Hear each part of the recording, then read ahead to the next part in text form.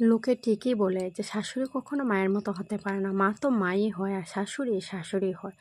নিজের মেয়ে সকাল 10টায় ঘুম থেকে উঠলেও তাতে কোনো সমস্যা নেই, কিন্তু বৌমা একটু দেরিতে উঠলেই শোনা যায় শাশুড়িদের কথা।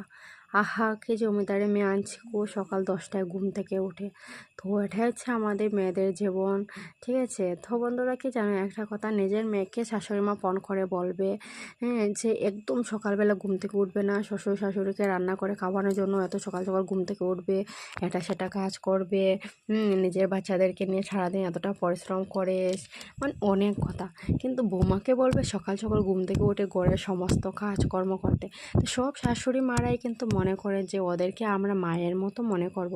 তো ওরা কখনো আমাদেরকে, মানে আমাদের বউদেরকে কেউ কখনো মেয়ের মতো মনে করেন? কখনোই করেন না। তো বন্ধুরা, আমার কথাগুলো শুনে কেউ খারাপ মনে নেবেন না। তোমাদের কারো যদি ঠিক লাগে তো অবশ্যই লাইক কমেন্ট করবে। তো বাই বাই বন্ধুরা।